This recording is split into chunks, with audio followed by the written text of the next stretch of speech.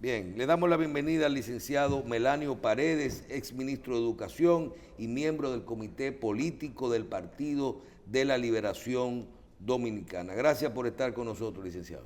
Gracias a ustedes por permitirme estar de nuevo en la revista. Buen amigo Andrés, Sí, tiempo que no nos veíamos. Tenemos que caminar, ¿eh? No bote el mirador, yo sigo caminando. No, usted camina algunos días, no todos. Sí, así es. Pero vamos a coordinar. Bien. Licenciado, ¿cómo van esas actividades dentro del Partido de la Liberación Dominicana para lograr poner su candidato presidencial hacia las elecciones del 2024? Efectivamente, marchamos en dos direcciones que al final convergen. Por un lado están las tareas de reorganización y crecimiento del partido, que encabeza el expresidente Medina, y por el otro lado están los aspirantes que semana tras semana están movilizando al partido en todo el país, y justamente esto converge con ese fortalecimiento que ya en estos momentos refleja el Partido de la Liberación Dominicana, que sin lugar a dudas está en su mejor momento. Está haciendo, después de la salida del poder, está haciendo oposición firme al gobierno, una oposición responsable. Por un lado, estamos juramentando nuevos miembros del partido. La última juramentación en Asua fue de más de 16.000 nuevos miembros, sobre todo jóvenes y mujeres. Y este domingo estaremos en Monseñor Noel, juramentando más de 10.000 nuevos miembros en esa provincia como parte del programa de juramentaciones. En el caso de los aspirantes, y yo estoy trabajando con el equipo que apoya a Margarita Cedeño, estaremos el sábado en Santiago de los Caballeros en una segunda visita.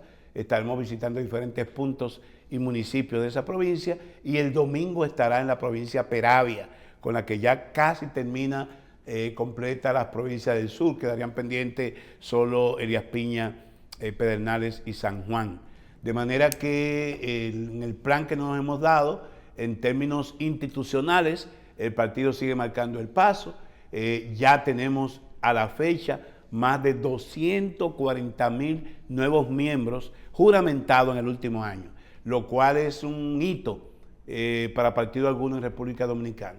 Y en términos de las aspiraciones de Margarita Cedeño, estamos en medio de la segunda fase, que es de consolidación de su candidatura, creando las estructuras a nivel nacional. Estamos registrando los electores que deberemos llevar a la consulta del 16 de octubre. Hablen un poquito de la consulta, de este mecanismo que el otro día no me quedó claro. Ustedes van a hacer una consulta, ¿por qué vía y a quiénes para octubre? Y luego vi que cuando venga el proceso de convención todavía puede entrar otro candidato y podría ser ¿cómo que funciona esto? Y veo que tú has entendido perfectamente el proceso. Naturalmente tenemos que explicárselo a los amigos y amigas de la teleaudiencia. La ley electoral tiene unas restricciones y establece el periodo de precampaña un año antes de las elecciones, es decir, el 2023 está establecido por la ley electoral, la ley de régimen electoral, para que los partidos hagan sus convenciones primarias o eventos en los cuales puedan elegir su candidato presidencial. No 2 años antes como ocurre ahora. Ahora, ¿qué pasa con el proceso en Dominicana? Que el PRM tiene virtualmente su candidato electo, que es el presidente Abinader Corona. Y en el caso de la Fuerza del Pueblo, llamada Fuerza del Pueblo, que es la que marcó un tercer lugar, aunque muy distante, en las últimas elecciones, tiene su candidato permanente, que es Leonel Fernández. ¿Quién no tiene candidatura a 2 años de las elecciones? Porque ya estamos a 2 años del proceso. Desde que pasa mayo, la cuenta es regresiva.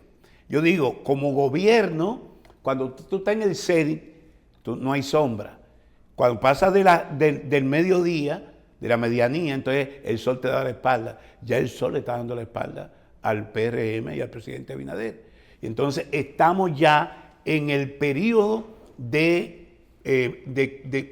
si no bien de campaña política, de proselitismo electoral. Y en esas condiciones, el PLD no se puede dar el lujo de no identificar a tiempo su candidato o su candidatura. ¿Por qué? Porque es necesario que quien sea electo se le pueda presentar a la ciudadanía con suficiente tiempo para poder tener la posibilidad de competir y de ganar. El expresidente Fernández fue 3 veces presidente, con él no importa en el momento que lo designen, y de antemano ahí no hay sorpresa. En el caso de Abinader, el presidente en ejercicio. Entonces el PLD lo que ha hecho es definir una estrategia para identificar su candidatura este año en términos orgánicos e internos, y el próximo año entonces celebrar nuestro evento formal como establece la ley para oficializarlo. ¿Qué ocurre? Que la Constitución de la República y la propia ley te da el derecho de elegir y ser elegible. Es posible que después de octubre pueda aparecer cualquier otro miembro del partido que aspire. No nos opondremos a eso. Y en el evento ordinario que celebremos en el año 2023, esa persona podrá participar. ¿Pero con quién? Con la candidata que esperamos nosotros sea Margarita Cedeño, ya identificada, y que todo el comité político y el liderazgo del partido estará apoyando en ese evento que celebremos en el 2023. Garantías de que ese apoyo de todo no solo del comité político y del partido hacia ese candidato que gane en la consulta en el proceso, sino de que los demás candidatos, ¿hay algún acuerdo de que después de ese proceso los otros candidatos no digan que me voy del partido y para otro porque estoy bravo, porque yo iba a ganar? La garantía de regreso al poder del Partido de Liberación Dominicana dependerá del éxito de este proceso de reorganización interna que tenemos y de la unidad que podamos mantener. El PLD no soporta una nueva división. Justamente la división nos sacó del poder y nos hemos curado en salud. Hay un protocolo, hay un acuerdo de todos los aspirantes, 3 mujeres, 3 hombres, de que esos resultados de la consulta de octubre, que no será más que una elección se convocará con padrón abierto, semiabierto, estamos diciendo con todos los que tienen derecho a elegir y ser elegibles, que no estén en el padrón del PRM ni en el padrón de la Fuerza del Pueblo, que se excluirán. Después todo el que tenga el deseo de participar, y nosotros haremos lo imposible para llevar a muchos dominicanos y dominicanas de buena voluntad a votar en ese proceso, podrá escoger la candidatura del partido. Y naturalmente eso no impide que si otra persona aspire lo pueda hacer. Ahora, ese protocolo que hay entre los 6 aspirantes y ese espíritu de unidad que hoy prima se va a mantener más allá del 16 de octubre. Licenciado, una de las cosas fundamentales en un partido es admitir las cosas que han pasado con sus realidades. Y ya entiendo que el PLD admite, primero que hubo una división con Leonel Fernández, que decían que no lo eran, y que perdieron por esa división. Eso es importante, reconocerlo, para saber cómo se trabaja. Y que yo lo advertí aquí, claro que sí, en síntesis, en el programa, en esta propia, claro, el programa dije mucho. Pero muchas de ustedes saben que incluso me presenté como una tercera opción buscando tender puentes. Sí, pero lo fue quizás, sí. Melanio, fue y quizás, lo dijo. Quizás fue la única persona, o los pocos, que admitían eso, porque lo que se decía era que Leonel Fernández, que se vio haber ido antes, para el carajo, pero no es así. Ahora, usted dice, constantemente estamos juramentando personas, y el presidente Medina juramentó un grupo de personas recientemente en el sur. Sin embargo, también vemos renuncias que pueden llamarse aisladas, pero renuncias, pero algunas más importantes que otras. Y ayer vimos una renuncia de Sandra Abinader, diputada actual por el PLD, la esposa de Prieto, un dirigente importante del Partido de la Liberación Dominicana, de la extrema confianza del Danilo Medina. Ahora, me gustaría saber qué significado tiene para ustedes esa renuncia de Sandra Abinader, al margen de que no ha dicho que va para ninguna parte, sino renunció del partido. Son lamentables. Para mí, naturalmente, son eflugios emocionales por situaciones muy, muy penosas que ocurrieron. Ocurrió con nuestro secretario general Advitan, Reinaldo Pared Pérez. Su compañera anda por otro litoral y pasa ahora con Sandra Abinader. Muy lamentable, pero la vida continúa.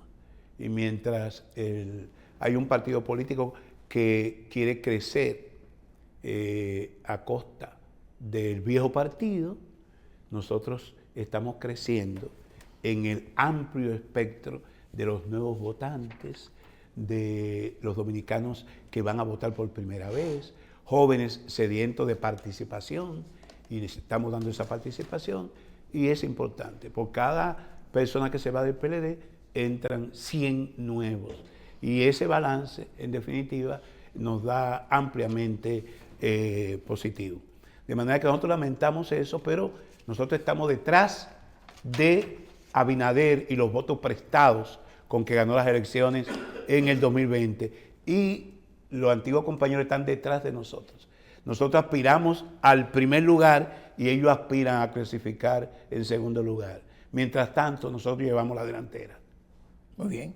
Mire, Melano Paredes es una persona, un buen político, bien claro en sus principios. Nosotros nos conocemos bastante, hace muchos años y duramos más de 20 años viviendo cerca.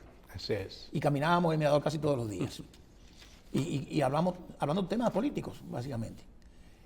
Cuando uno está en el gobierno, uno mira las cosas de otro punto de vista, pero mira las cosas claras.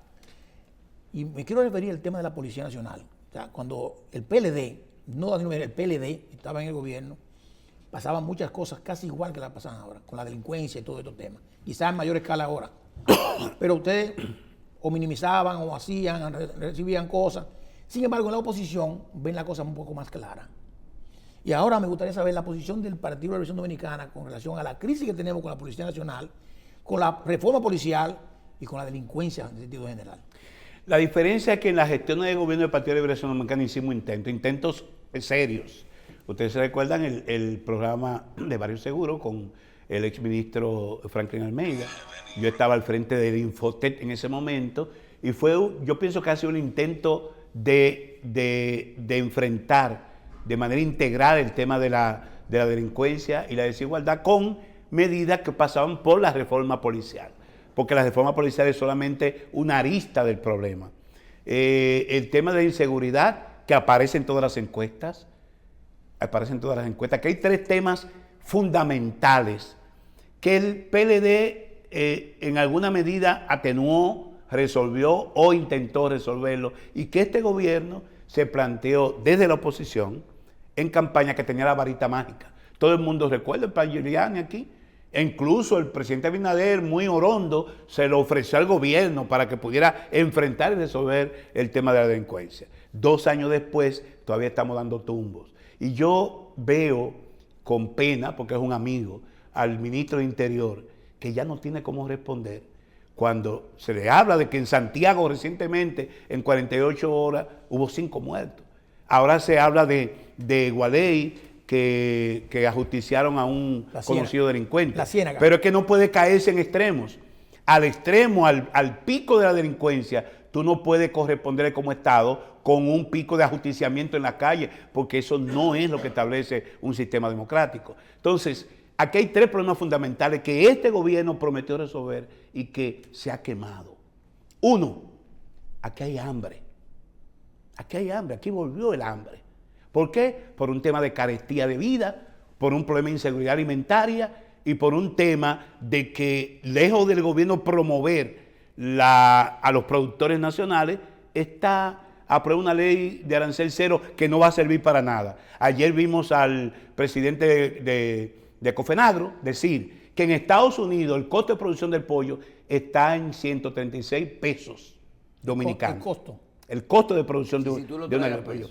Y mientras en el país está, según él, después de desplumado y eso, en 74, 75 pesos la libra. Y que en Brasil, donde estamos importando el pollo importado, ya en este momento el costo de producción está en 108 pesos. Sí, lo dice un productor agropecuario.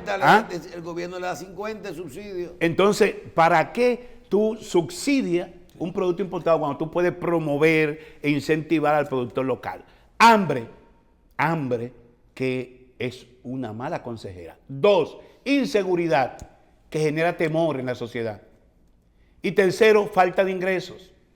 Tú conoces muy bien lo que está pasando ahora con el dinero. Se está encareciendo el dinero. Claro. Y a falta de empleo y encarecimiento del dinero está el tercer elemento, que es incertidumbre.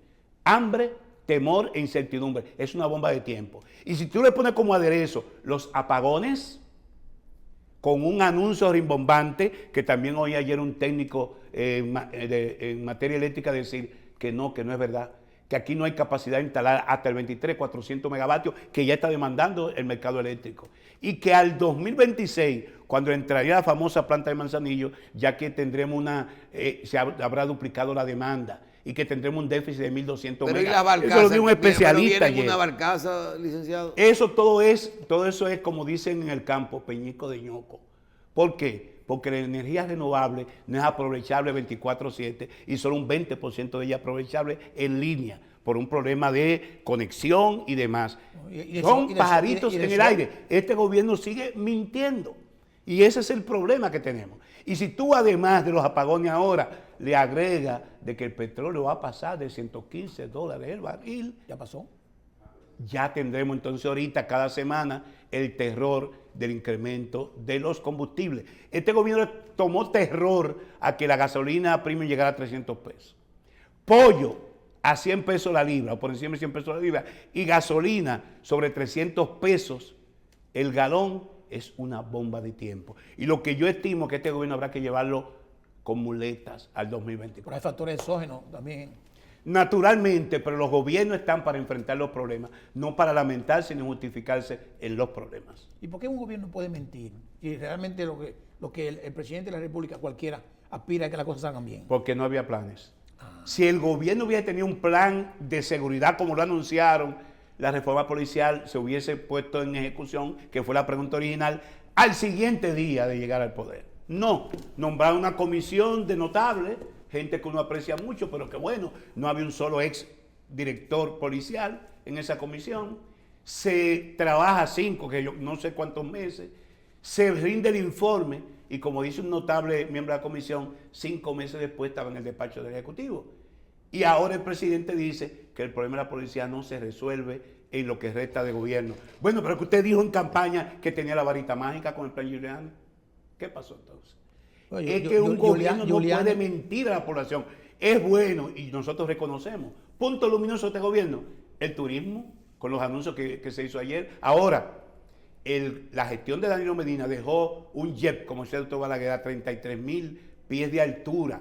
Porque si no hubiésemos tenido infraestructura turística, todo el boom que se ha dado con el tema del encierro, el síndrome del encierro, cuando pasó o medio pasó la pandemia, porque no ha pasado del todo, la gente quiso salir. ¿Y a dónde ir? A un país que tenía la infraestructura, que tiene el ambiente de sol, playa, naturaleza, donde podía respirar aire puro. Y nos hemos beneficiado de ello. Y claro, el gobierno tomó algunas medidas, el tema de las vacunas, para poder lograr la apertura. Eso lo reconocemos. Pero esta no es solo la República Turística y República Dominicana. Esta es la República Dominicana, con Haití todos sus problemas al lado, con un tema de pobreza que se ha incrementado, con un tema de generación de empleo que hace falta promover, y es lo que está planteando nuestra candidata Margarita Cedeño. Enfrentar esos problemas es lo que tiene que hacer un líder responsable, y no irse por la izquierda y solamente todos los días hablar del crecimiento económico y del turismo y no enfrentar los problemas que está afectando duramente a la ciudadanía. Licenciado, no hablemos de la parte técnico-profesional, que usted fue director del Infotep, ni de la educación superior, pues yo creo que son temas que están bien establecidos y los dominicanos lo conocen bien. Ministerio de Educación, usted participó, fue ex ministro de Educación de República Dominicana y manejó bastante todo lo que son los planes y lo que uno podría decir, déjame analizar cómo van las cosas en este momento. Los planes de estudios, el tema de la educación, en el tema del contexto de la pandemia, tanda extendida, capacitación de maestros. ¿Cómo usted podría evaluar el gobierno dominicano en este momento, desde el punto de vista que usted siempre ha sido objetivo con este tipo de cosas? Y mi pasión ha sido la educación. Entiendo que la educación no puede ser materia del debate político malsano, todo lo contrario. Todos debemos contribuir a que podamos tener un servicio educativo de calidad, porque la calidad de los ciudadanos que podamos tener, no para el futuro, en el presente, depende de la educación. 2 preocupaciones y un punto luminoso. Primera preocupación, ha vuelto el tema del COVID a las escuelas y hay algunas escuelas que unilateralmente están planteando la virtualidad, como el caso de San Francisco de Macorís, retirando los alumnos y a los profesores de las escuelas. Eso no puede ser una decisión unilateral, hay que hacer una evaluación, hay que ver qué dice el Ministerio de Salud en términos de tendencia y de rebrote del COVID, porque lo que ocurre con el primer año en que nos fuimos a la virtualidad es que hubo retroceso en el mundo. Y en el caso dominicano no hubo evaluación. No conocemos qué pasó cuando el gobierno dominicano invirtió 25.000 millones de pesos en compra de equipos electrónicos, en una capacitación muy deficiente de los docentes para enfrentar el tema de la pandemia, y en más de 5.000 millones de pesos invertidos en alquiler de espacios de televisión para producir programas, que no hubo retroalimentación. Entonces, no ha habido evaluación. Los últimos 2 años, lo que se estima es que ha habido un retroceso cuando ya estábamos en el piso en materia de desempeño educativo. Segunda preocupación, por Dios, acabamos de ver un anuncio del ministro Fulcar diciendo que en un acuerdo con Naciones Unidas van a propiciar una consulta nacional para saber por dónde hay que acometer los problemas educativos. Este es el país más estudiado en materia de nuestro sistema educativo. Todos los diagnósticos del mundo están hechos. Los planes. Como uno que ordenó el presidente Fernández en el 2005, 2006 a los países de la OCDE, y que hay un estudio, hay un diagnóstico de carácter global, de carácter muy eficiente, que se hizo en ese momento, no solamente de la educación preuniversitaria, sino de la formación técnico-profesional y de educación superior. Aquí hay diagnóstico, que se sabe cuál es el problema que tenemos. Entonces, venirme a los 2 años de que van a investigar cómo acometer los problemas de la educación es una demostración, una confesión de que este gobierno no ha hecho nada en materia educativa. Y el tercer elemento que yo entiendo positivo es que se convocó a la 13ª plenaria del Pacto Educativo la semana pasada, y que yo participé, y que el ministro estuvo ahí escuchándonos. Y ahí están todos los sectores involucrados con el quehacer educativo, incluida la ADP, porque hay 2 compromisarios fundamentales de esa educación preuniversitaria, los docentes y el ministerio, y no pueden andar con pleitos permanentes, con desencuentros que afecten lo fundamental, que es el derecho a la educación de los niños y las niñas. Ahí fuimos, y hay un compromiso de reunión, la próxima semana hay una reunión, para hacer una evaluación de lo que ha sido el impacto de la inversión del 4%, que ya tenemos 9 años aplicándose de manera religiosa, pero que no hay un sistema de indicadores que nos diga cuáles son los resultados. Por ahí hay que comenzar, y ese es un buen camino antes de comenzar a decir que con Naciones Unidas, gastar más dinero, vamos a investigar qué es lo que hay que hacer en la educación dominicana. Bueno, a mí me parece muy razonable el planteamiento, preocupante para nosotros todos, porque en verdad ya prácticamente son 2 años. Y aunque en el medio de toda la pandemia, que como usted también reconoce, ha sido también un punto negativo para el propio gobierno y no ha sido culpa de él, la educación está muy preocupante, sí es preocupante. Y si estamos mal en la educación básica, vamos a estar peor en la educación superior. Y de hecho, la educación también está mal, la superior también. Ahora, pregunto, vamos un poquito hacia, no a los temas sindicales, sino a los temas de calidad. Hablamos un poquito del profesor, de la calidad del profesor, que hemos visto que se han quemado en muchas pruebas que se supone que hasta los estudiantes lo pueden pasar. ¿Qué es lo que pasa, usted que fue ministro y que se supone que debe tener unas lecciones aprendidas sobre esa ejecución, con el magisterio dominicano? Es fundamental el tema de nuestros docentes, y se ha dicho que la calidad de un sistema educativo depende de la calidad de sus docentes, la calidad de sus maestros. Ahí innegablemente tenemos muchos pendientes. Pero el magisterio, lejos de ser victimario, es víctima del propio sistema educativo dominicano, porque nuestras universidades no lo forman adecuadamente. No se está formando un magisterio para el tiempo presente. Nuestros niños y niñas necesitan que se les forme para el presente, no para el futuro, porque el futuro es incierto. Y tú no le puedes pedir a un maestro mal formado que pueda ver prospectivamente el futuro. Es el presente. Y hay que gestionar, sobre todo después de esta pandemia, hay que mostrar a los niños y las niñas cómo gestionar sus emociones, cómo manejar sus emociones.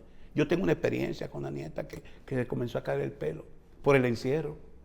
Y comenzaba con un psicólogo que ese no es un problema solamente de los jóvenes, hay muchos adultos que la pandemia lo impactó y no han podido recuperarse. No, lo que pasa es que hay muchos adultos y adultos mayores que estaban muy acostumbrados a estar en casa. Así es. Se habla de que más del 50% de los adultos mayores no tenían prácticamente su tiempo en su casa. Así es. Ayer yo conversé con uno, estoy enfermo. Sí, pero yo no salgo mucho, yo tengo muchos años que salgo 1 o 2 veces Sí, a la semana. No, sí. no fue un choque tan grande como para la juventud. Como en los niños y La niñas. juventud. Entonces, ese es un tema que tenemos que enfrentarlo. Aquí hay que hacer toda la inversión del lugar. Y felizmente tenemos un magisterio joven. O sea, el grueso de los maestros son jóvenes. pero muchos porque hay un recursos. sistema de pensión y jubilación eficiente que está sacando 5 o 6 mil maestros todos los años. Y Navima. Ajá. Entonces es necesario que pongamos todo el empeño, primero, en calificar la formación en nuestras universidades. Y para lo que hay que sí importar maestros del exterior es para las universidades, como se hizo en el programa de excelencia durante el gobierno del presidente Medina. Trajimos profesores de España, de México, de Cuba, para poder calificar nuestras escuelas de pedagogía en las universidades. Si no mejoramos la calidad de la formación que dan en nuestras universidades, el producto que sale de ahí no nos va a servir para nada. Y entonces, en el caso del magisterio, comprometer al magisterio a que lo que recibe en términos de formación lo devuelvan en el aula con acompañamiento y con incentivos por desempeño. Si no establecemos un sistema de incentivos por desempeño en función de que podamos medir cómo cada escuela, cada maestro entrega cada año resultados de aprendizaje medible, porque es que en este país no se mide y lo que no se mide es imposible mejorarlo. Finalmente, de mi parte, los candidatos son todos clase A. Así es. Y unos más que tienen quizás unos temas éticos, morales en altura, como Domínguez Brito, que en su ejercicio ha sido así. Y 3 mujeres y 3 hombres. Y tenemos ahí La paridad de género. La paridad de género. Sí, sí. Entonces, Primer partido que lo logra. Claro. En la presidencial es difícil. Sí, entonces Melanio, que está como jefe estratégico de la campaña de la señora Margarita Cedeño, ¿cómo ve a sus competidores objetivamente? Son todos excelentes y son mis compañeros, incluso la mayoría de ellos del comité político. El caso de Luis de León, maestro también, no del comité político, pero lo conozco, Marix Hernández por igual, pero los restantes 4 son mis compañeros en el comité político.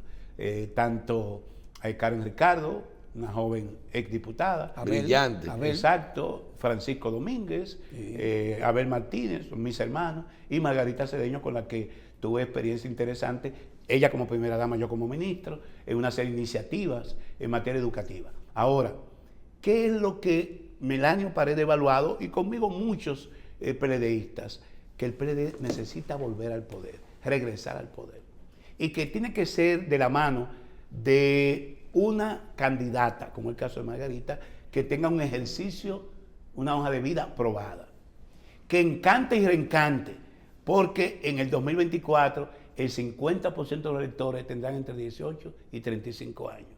Y hay una población ahí que la antipolítica está compitiendo con nosotros. Y tenemos que tratar de incorporar a esos jóvenes a que participen en política y que lo hagan entendiendo que tendrán la oportunidad de mejorar y de construir sus proyectos de vida. Y eso lo representa Margarita Cedeño.